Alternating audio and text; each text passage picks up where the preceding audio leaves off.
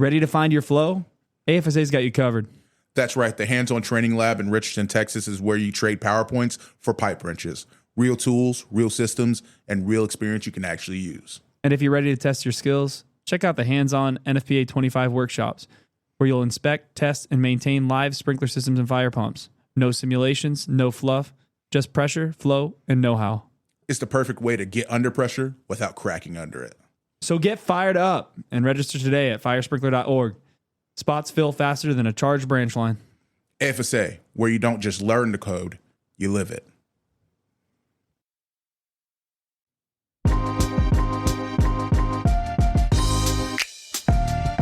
Welcome to the K-Factor podcast, where we turn up the heat on all things fire protection.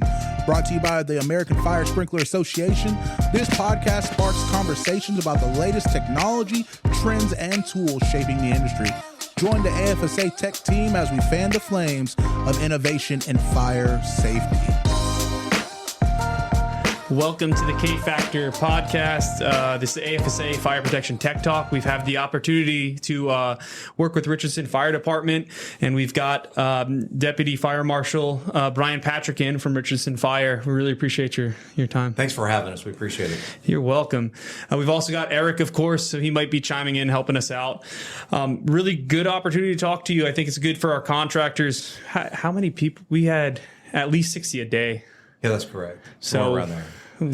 Over 120 for sure. That's right. We ran 6 stations through 2 at a time, three sessions. What we covered wet systems and dry systems. What was your hope to get out of that? My hope is our crews respond to different scenarios with sprinkler systems, and they're always like, we don't do this enough. So them to be able to have the opportunities to do hands-on training is just making them become more confident. Yeah, it was exciting conversations that we had with a lot of people, and they're just trying to figure out what these systems are. And y'all see them a lot, but not really. We do see them a lot. It's actually going to be coming up more as the freezes come. Oh, yeah. We make a lot of responses to system failures due to us freezing. So they're really hands-on during that time, and then it's the basic respond to fire alarm calls or water flows. Pesky water flows. Yes, that's right. Yeah. So what does a day-to-day life look like in Deputy Fire Marshal's office or position? It is endless phone calls, okay, endless emails. And so the most important thing, I guess, is we get a lot of questions. Can I put this business in this occupancy? Okay. Do I have to sprinkle it? And that is very time consuming. We have to actually answer that accurately, because if they sign a lease and then they have to put a sprinkler system in, it could be very costly and actually get the city manager's phone ringing, you know right. what I'm saying? So you're involved with plan review, I'm guessing? That is correct. Plan review. And also, what do you do with the fire service as well? Because you guys seem to be a close-knit. Yes. So in the fire marshal's office, we are responsible for all permitting, any new systems that come in. So we do the actual plan review process. We're going to go through, permits come in, we do the review of the systems, and then we're going to approve it. We also do the acceptance testing, make sure all the way to the end we have a final product. So as far as our operations goes, we are very hands-on with operations. We every year we have 1 month that we do training. And that's what y'all just finished hosting. Okay. Thank y'all so much. No problem. Because we do some sort of training to give them our perspective, our different problems. As we went through at the beginning, I started teaching the class. We went over like having dart rail and the standpipe issues on it and control valves and things of that nature. So we're constantly trying to keep them educated on what type of new structures are coming, what are the firefighting challenges going to be, and we do that on a yearly basis. And you said the dart rail, so that's our the Dallas train system running right through here. So you're not just looking at fire protection, though it is overall. You've got a bunch of different things that you're worried about, right? That is correct. We're looking at worst case scenarios. Okay. So if we have a passenger commute train derail for some reason, and we have a little over a 1.5 mile, 2 mile long bridge that we can't get fire trucks to, we have to be able to get water to that to fight it. So Okay. that's what we had to do. We had to install standpipe system and put FDCs and be able to connect to that. So you mean to tell me, especially for like our contractors, you're not just doing plan review No. for sprinklers? No, not at all. It's the phone calls and the endless meetings is the most part. We do have, in our office, we have another plan reviewer. So he's doing mainly like fire alarms and hood systems and things of that nature. I do generally most of the fire sprinkler systems. How many plan reviewers do you have? There's just two of us. Just two. Yeah. So then, especially in Dallas, we're up and coming. There's a lot of, which actually we had a conversation before, and something we have with our designers. A lot of times they say, when I'm designing my system, I get my sprinkler demand. How close to the water supply line can we get? And our answer per 13 is right up against the line. And for us, right, that's a more efficient system, less piping. However, we realize that fire marshals or any authority having jurisdiction typically does a 5%, 10% buffer. But I think it's different here in Richardson, right? Yeah, so what we're doing a 5 PSI safety factor. Okay. Up against the adjusted static and residual. Okay. So what we've done is we've also partnered with our water department. We're very close with our water department. They are fighting a totally different challenge than us. Right. They have to balance the use of water and keeping it meeting TCEQ. Okay. As far as chlorination and all of that and turning it over. All the health stuff. Yes. So you cannot have the same amount of water all year long because people don't use the same amount of water in the winter as they do in the summer. Right. So the way they do that is they adjust the tower level. Okay. So when they bring the water level down in the tower, that adjusts our city water pressure. So you're constantly fluctuating, That's even correct. with towers. That's correct. So what we do is we do a flow test. Our city does the flow test, and then they look at what the tower level was whenever they did the flow test. Okay. And then they adjust it to the lowest level we'll ever take it at a operating, which is normally about 15 feet. Okay. Somewhere around there. So they adjust that, and then that's what we design our systems to, and then we add 5 PSI on top of that. So you could end up with, and this is just theoretically speaking, your demand needing to be 25, 30 pounds below what we see as the water flow. That's Right. correct. So let's say on the day you did the test, the flow test, our tower is at 30, Right. 30 feet. We're dropping 15 Yeah. feet. So that's going to be substantial. So that's a big talking point for any contractors or designers out there, that those percentages and those safety factors aren't just pulling out of thin air. They're not. I think in Richardson, especially like the rest of the Dallas metro, we've got a lot of people coming in too. So I'm sure your water department's trying to estimate what the usage looked like in the future. They're having to do that. Plus we have a lot of our piping here is aging. Okay. So we're getting less flow through it. There are plans to replace it. But as it does that, or as if they replace an old water tower for a new one in a different location, that's going to change your water supply information as well due to friction loss and things of that nature. So it's a constant battle. But I think any AHJ needs to really have good communications with their water department. Right. And let them know all of their problems, because if they're out doing an inspection, they're doing the main drain test, Yep. and they're not even hitting what the design placard is. Right. It may not be a closed valve. It may have been we had to lower the tower level to meet TCEQ. Yep. We've had that issue before in certain areas. Interesting. Yes. So, and that's, I mean, it's really important to understand, because what happens if we push it up higher, and then we all know the customer then has to put a fire pump in when last year everything was great.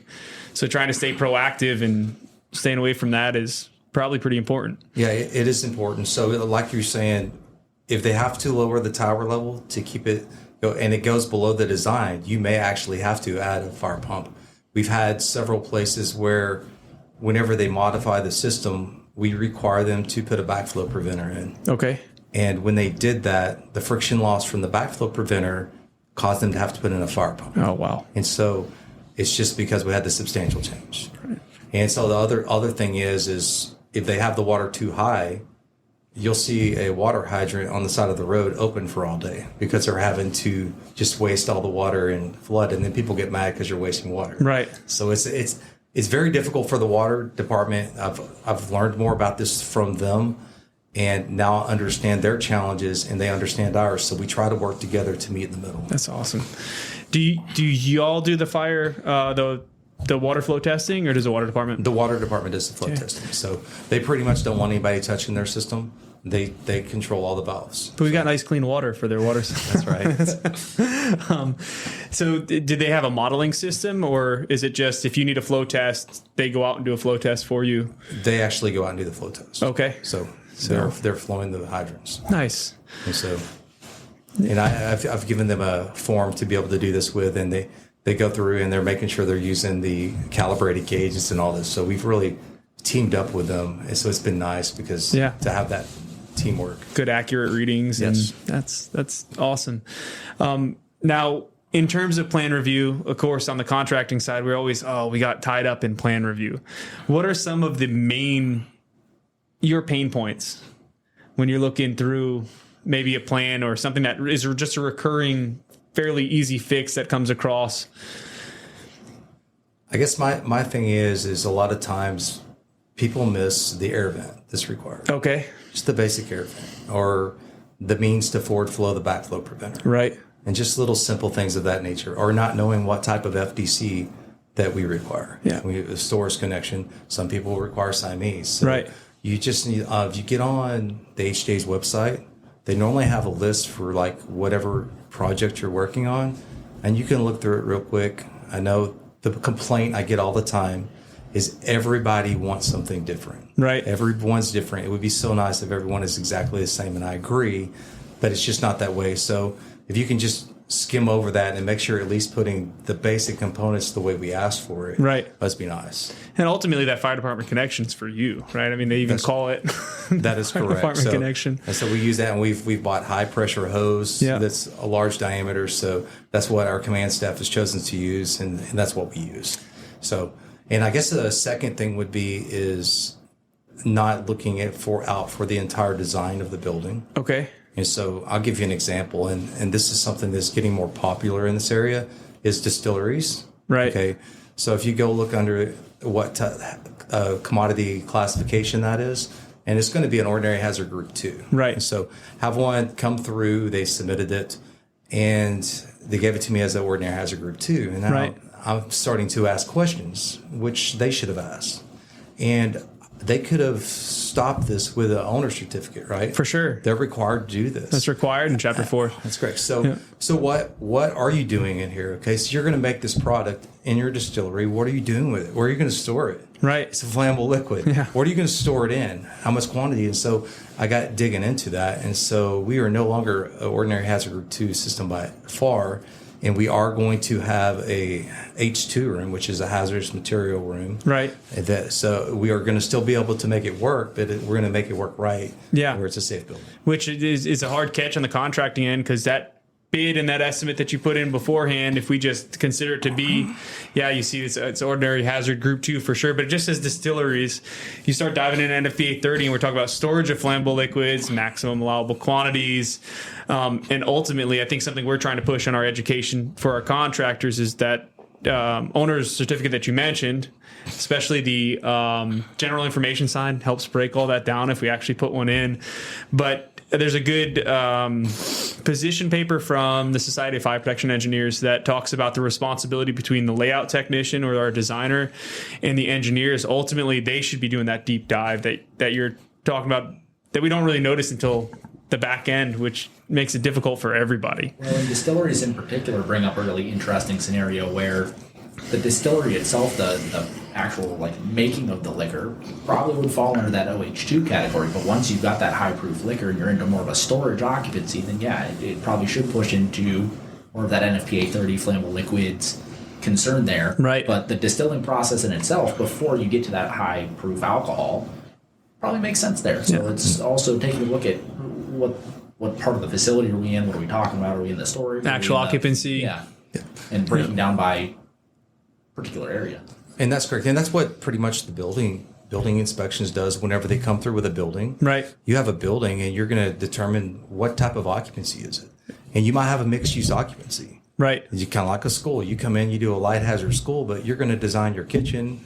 Yeah. Right? Yeah, or Non-light science labs, hazard. Yes. whatever, yeah. That's correct. So it's the same thing on, even though it says the distillery is ordinary hazard group 2. Right. Now you got a storage also. Yep. So there's just different things like that. But we did actually refer this to a third-party engineer, fire protection engineer, and they're helping us to get the complete design through. So hazard analysis. That's correct. And how much of your design and plan review do we take into consideration Richardson's SOPs in fire response and pre-planning? So in that case, with your distillery, right, you're alerted now that we potentially have some high levels of flammable liquids in there. And I'm sure in certain situations, not that one specifically, your response and training for that response must have to change, right? That's correct. So what we do is whenever we get a new facility come in and it has special hazards, that's what I was talking about, the yearly training. Yeah. Or like we have a big TI come through. Right. We take the crews out there and we walk them through. TI had hazmat room after hazmat room after hazmat room. So we did full walkthroughs with the crew. On this one right here, we might do a full walkthrough, or I'll cover it on our annual FMO training. And that's what we do. We hit all these points of all the special situations. So it came up back one year, we have some underground propane tanks at the hospital underneath parking spots we didn't know about. It's not a big deal. We just had to know they were there. Nobody knew they were there, so we just hit it and let them know about it, and we move on. And without knowing that could have made a normal response a bad day. That's right. Just think if you had a car fire right there over that, and it could have been. Yeah, they just need to know that it's there. So if for some reason we did have the emergency right there, they would know how to respond. Awesome. You also have, you have some hazardous stuff coming in. It seems like all over with people coming in. So how do you keep up with the older buildings that are also hazardous?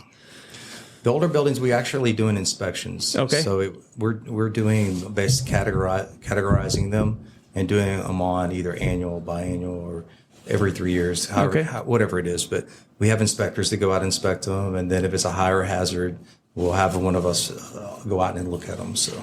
And is this a NFPA 25 type inspection, or are you doing more of a hazard, just a walk No, we're doing a fire code inspection, walking through, and we're going to make sure that the systems are tagged and they're inspected, and we're going to look at the reports that the licensed contractor did the inspection. Right. So we are not doing system inspections. Okay. We're walking through to ensure that they are getting the inspections that are required done. So you're counting on that building owner to have those inspections done. That's correct.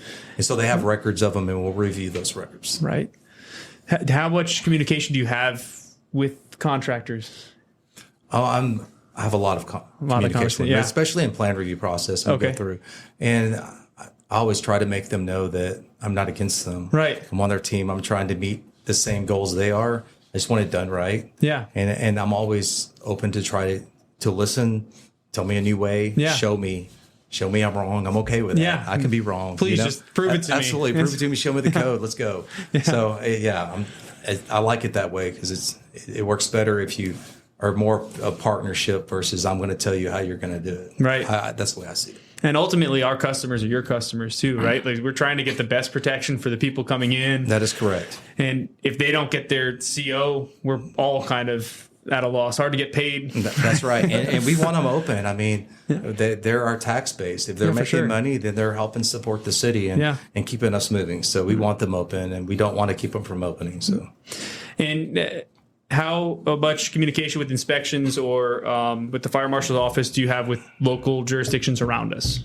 So like our Garland or neighboring. We do have some, like we always are reaching out to each other. We run into an issue. Have you seen this? Have you seen this? Like, especially with distilleries, we've had people reach out to us about distilleries or different scenarios, and we just run it by each other.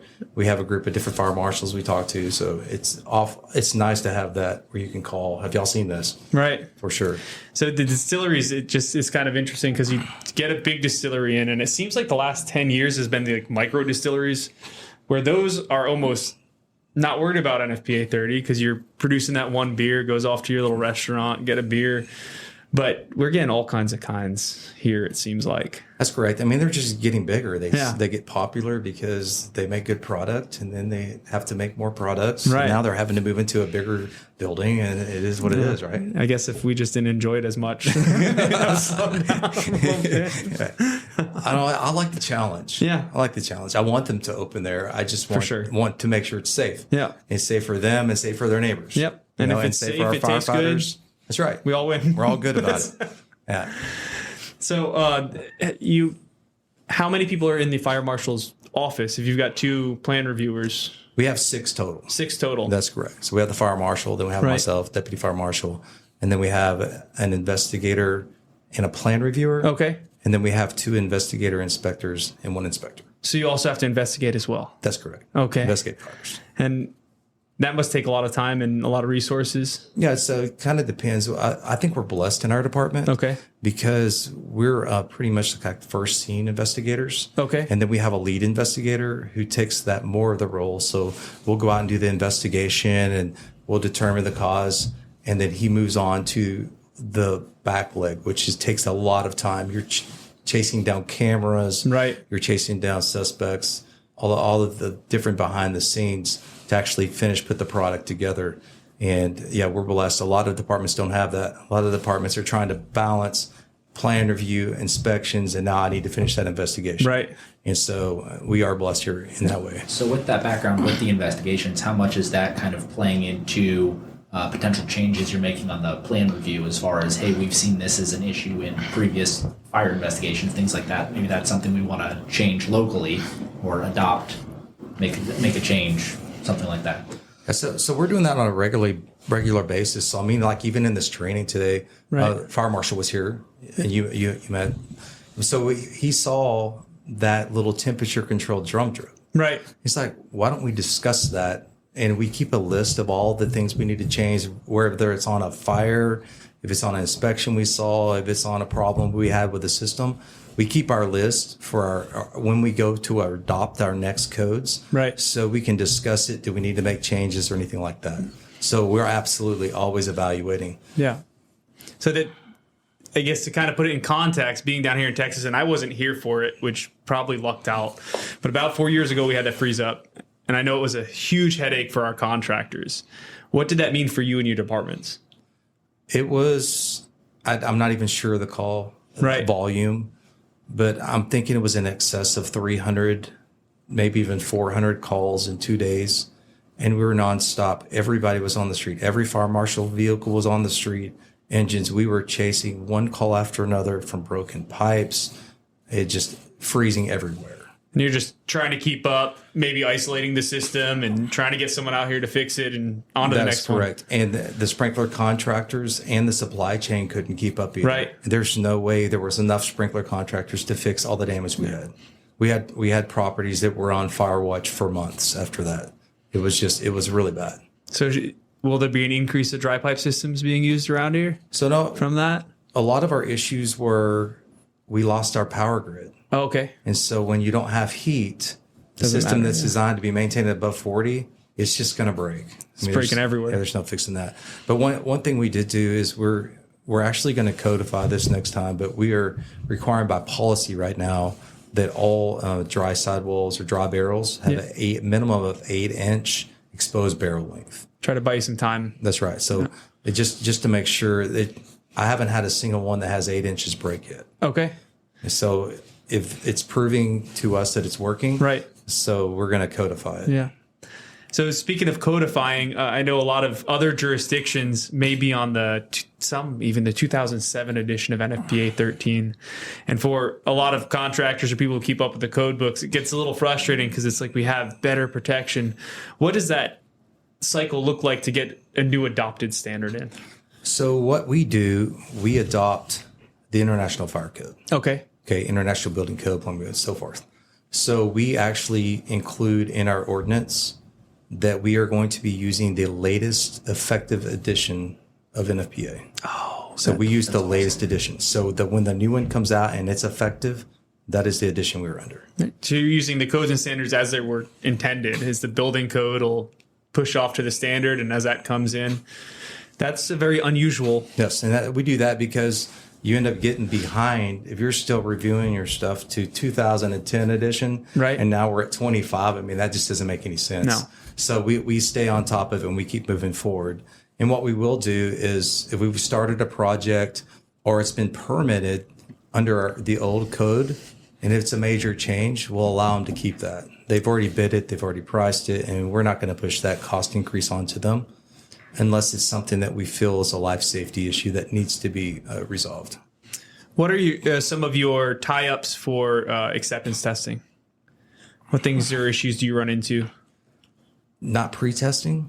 Okay. So they're going out. And so are you talking sprinkler related, fire alarm related, or both? Overall. So I mean, like on a final system inspection, just not making sure all your inspection plates are in, Okay. or if you have paint on your heads, just basic things like that, attacking it. But I mean, going through for your hydro visual, it's leaking. Right. And we get out there and you don't call to cancel.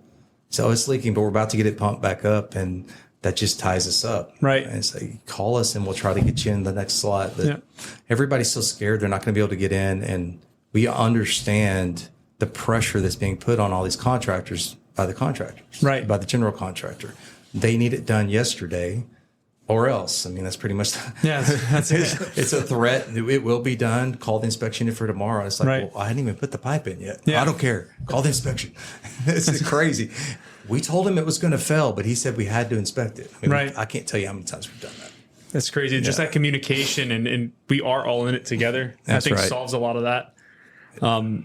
So you're not pre-testing. So your hydros, you come out there to kind of finalize everything and it's still leaking or it starts to leak. I got out of order on you on that. I Yeah. started with final inspection. So Right. our first inspection will be the hydro visual. Okay. We're going out there, they're pumping it up, and then we're walking through doing a visual to make sure that it's correctly installed. We have the right hangers, things of that nature. Right. So that's just, I just got a little out of order. Oh, on yeah. that. Yeah. But yeah, we're just going to walk through and look at it leaking, and I'll look at on the floor and there's dripping water right there. Oh yeah, it's leaking. I'll tighten it up. And I'm like, no, I mean, It's the AC unit. No. yeah, right. That's funny. Oh, where's the AC? I mean, you're almost fooling me. It looks like it's coming right off that sprinkler right there. Yeah, it's pretty funny. Yeah. And then it must be tough on your end too, because it's not like you're trying. Ultimately, we need to make sure that system works. Are y'all doing anything with the integrated systems testing as well? So you go out to do your make sure all the life safety systems work together. As far as in our city, we do all the fire protection systems. Okay. As far as anything that's fire protection related. So if you're talking about like a kitchen hood, Right. fire alarm, fire sprinkler, our building inspections department does firewalls, fire doors, exit signs, pretty much the egress side of it. Right. Any egress control. Your life safety stuff. That's correct. Yeah. Interesting. You come from a different AHJs background too, right? Right.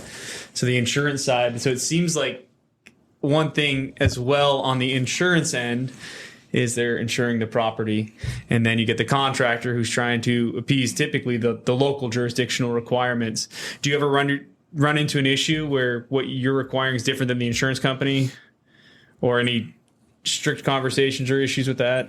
I cannot recall of any that we've actually ran into disagreeing with the insurance company. Normally, insurance companies are more strict. More for sure. Because they're talking about money. Right. You know? Yeah, they're betting on that. I'm betting on the building. The only time we really ran into an issue was when it came down to some of the firefighter life safety stuff for fire ground operations, something like when to kick on smoke evac fans, something like that, where, obviously we want to make sure that the sprinklers are operating, keeping that high heat until sprinklers operate. But we ran into a couple AHJs in other locations that wanted those kicked on sooner for firefighter safety, visibility, things like that.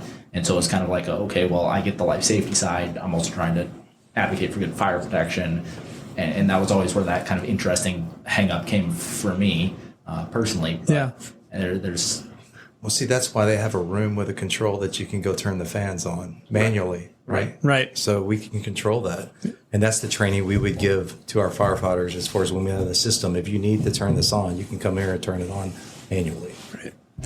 So the newer standard is NFPA 915. It's a remote inspection and testing standard, which it seems like it's for a lot more than just sprinklers. Have y'all gotten into any of that using remote technology or see that popping up at all? I have not seen that. No. I have not. I'm going to be honest. I have not reviewed the document either. Yeah. 915. But to take a look, it seems to be more of an all-inclusive. It's kind of interesting, like utilizing drone footage for buildings and how to monitor that data and what we should be doing. I was just curious because it seems like some jurisdictions are starting to see it pop up more. I know there's a lot of remote monitoring for pressure gauges that are popping up. You saw the drum drips that have that local alarm. So I think it's just trying to get it situated so we can be proactive, which is pretty cool to see. Have you thought much about AI in your job role? I have not. No? I'm sure it's going to come to play on investigation side for sure. Right. But I have not. I was just curious if there's any talk around that and how it might play out. Yeah, I do not know how it's going to play out right now. I'm sure we're going to figure out down the road. So I know for sure it's going to come up in investigations. I can only imagine. But on the inspection and plan review side, I don't know. Maybe. Who knows? I do not know. We're in this together. We'll figure it out. We're going to figure it out. That's right. When are you teaching the class? Not anytime soon. Okay. Every once in a while, helps with an email. I'll be there. But yeah, just let me know. I'll be there. Well, we really appreciate you taking the time with us today. I think it's really good for really all of us to be playing in the sandbox together, and it's a good perspective. I think for a lot of our contractors, because like you said, we always need the job done yesterday. And anytime we get that email back of, hey, resubmit or whatnot, to really understand the full perspective of your job. I know I truly appreciate it and everything that y'all do. And we look forward to having you in trainings coming up further. Thanks for having me, no for problem. sure. So as we're kind of closing this up and putting a bow tie on this podcast, is there any other situations or issues that you see arise in your job? Yeah, so, I mean, I guess I'm going to go back to where you said it's always a rush. And a bad thing in the whole design of like new construction is you're talking about your HVAC contractor, your electrical contractors. They're getting the drawings of the building. They're going through, they're getting approval. They're getting the building permit. They've already reviewed all the electrical systems, make sure the voltages are right and things of that nature. And then everybody's approved, building's okay to go. So now they're going to find a fire alarm contractor and they're going to find a sprinkler contractor and start getting bids. And now they're submitting it to us all the way down, far down the line. Right. And we still have to look at hydraulics. We have to look at voltage drops for the battery calcs and all of this thing. I mean, we still have things to look at, but if there was some way that maybe the architects and everybody could get on board and maybe get the information to the fire alarm contractors and fire sprinklers sooner, then maybe we wouldn't it's always the fire department's fault. Yeah. Always. We hold up every project because we get the plan review 2 days before they want to open. And that's a joke, but honestly, it's like always a rush, it seems like. And if there was any way to give us a little more time, it would be very helpful. Yeah. And then they're a little upset when we come back in and ask for increased wire size for the fire pump or increased drain size for our main drains or whatever. Yeah, that's correct. Yeah. It seems like we're always kind of fighting that on the fire protection industry in general. I like to kind of poke fun. The other trades are the money-making trades where the owner, if they lose their electrical, they want to know what that looks like. Ours is still going to keep your building up and help you get out of there. I don't get why we're the last in, but I'm not sure how we can fix that. I don't know either. And I bring it up to anytime we run into an issue, if y'all build another building, if y'all can try to head this up front, and maybe we won't have these problems. But until the change is made, we'll always be living this where we're always behind. And I understand the frustrations of fire alarm contractors and fire sprinkler contractors. So I've actually been out there in the field and installed fire alarms. And I know, yes, I've had fire marshals show up to do an inspection. I hadn't even installed the system yet because the contractor told our company to schedule the inspection. Really? It's like, I'm not ready for you. Yeah, so I have lived on that side, so I know what they're going through. Yeah, for sure. That's great. The communication. I didn't learn something new on any discussion with you. I didn't know you were Sparky, an alarm contractor. That was me, right? Yeah. Well, again, really appreciate your time today, and we look forward to speaking with you again soon. Hey, thank you. All right, thanks. This has been the K Factor Podcast. If you enjoyed the show, don't forget to like, subscribe, and share wherever you tune in to podcasts, or head over to our website for more. Reach out to us anytime at technical@firesprinkler.org. Stay safe and always learn as we keep the fire protection conversation going.